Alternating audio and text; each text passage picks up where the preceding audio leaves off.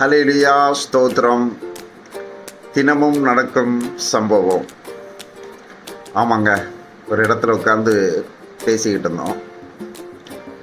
ஆனால் இன்னைக்கு பேப்பரை பார்த்தோம்னா மனசுக்கே கஷ்டமாக போச்சுங்க. ஏண்டா,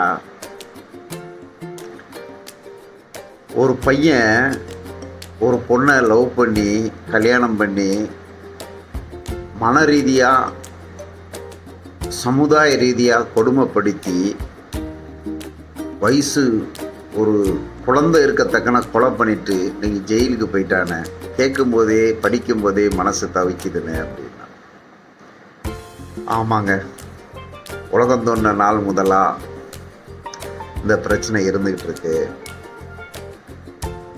இது கடவுள்கிட்ட நியாயமா நீதியான்னு கேட்டால் எந்த கடவுள் தான் எந்த பதில் சொல்லுவார்? ஆணுலையும் கொடுமை பண்ணுறாங்க, பெண்ணிலையும் கொடுமை பண்ணுறாங்க. சில பேரை கொத்தடிமையாக வித்துடுறாங்க. வேதம் சொல்லுது, விலையின்றி விற்கப்பட்டீர்கள், பணமின்றி மீட்கப்படுவீர்கள். விலையின்றி விற்கப்பட்டீர்கள், பணமின்றி மீட்கப்படுவீர்கள். நம்மளை மீட்கிறது தேவன் ஒருவரே.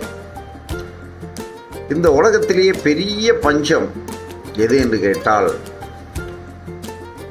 தண்ணீர் பஞ்சமா, காற்று பஞ்சமா, உணவு பஞ்சமா, வெளிச்ச பஞ்சமா?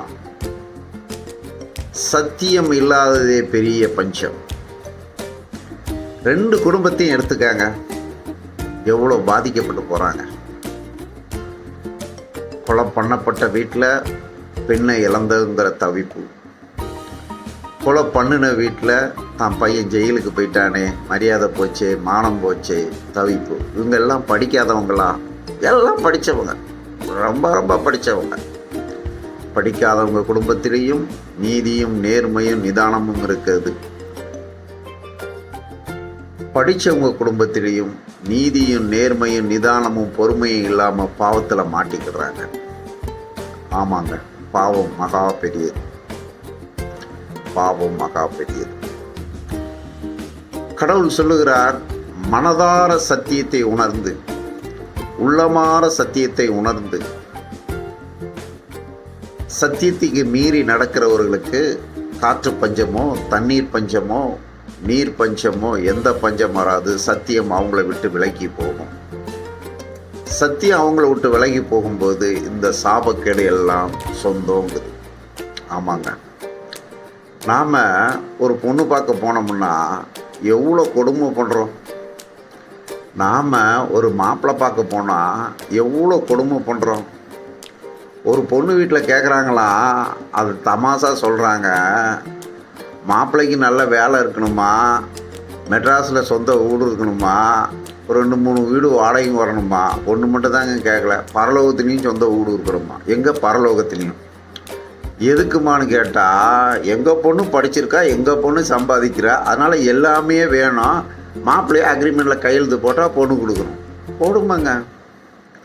பையன் வீட்டில் கேட்குறதும் நியாயம்தான். அவன் இருப்பான் என் கலரில், என் அழகில். கொஞ்சம் வருமானங்கள் வந்துட்டா அவன் பண்ணுற பாடு. கல்யாணம் பண்ணால் இவ்வளோ நகை வேணும், காரு வேணும், பங்களா வேணும், பொண்ணு இப்படி இருக்கணும். அப்போந்தான் எங்கள் குடும்பம், எங்கள் குடும்பம், எங்கள் குடும்பங்கிறான். டேய் மகனே, இந்திய சட்டப்பிரகாரம் அக்ரிமெண்ட்டில் கையெழுத்து போட்டீங்கன்னா சோழி முடிஞ்சு போச்சு. அக்ரிமெண்ட்டில் கையெழுத்து போட்டால் சோழி முடிஞ்சு போச்சு. உனக்கு இருக்கிற சொத்தெல்லாம் அங்கே ட்ரான்ஸ்ஃபர். அப்புறம் 22 வகையில் கேஸை போட்டு மாமியார் கொடுமை, கணவன் கொடுமை, மாமனார் கொடுமை, நாத்தனார் கொடுமைன்னு உள்ளே வச்சு தாளிச்சிருவாங்க. சத்தியத்தை தேடுங்க, சத்தியத்தை நாடுங்க. சத்தியம் உங்களை காப்பாற்றும். பெரிய பஞ்சம் இந்த உலகத்தில் உணவு பஞ்சம் கூட இல்லைங்க. சத்திய பஞ்சம்தான் பெருமையானது. சத்தியத்தை கேளுங்கள், சத்தியத்தை நாடுங்கள். கர்த்தர் உங்களை ஆசீர்வதிப்பாராக. அல்லேலூயா. ஆமேன், ஆமேன்.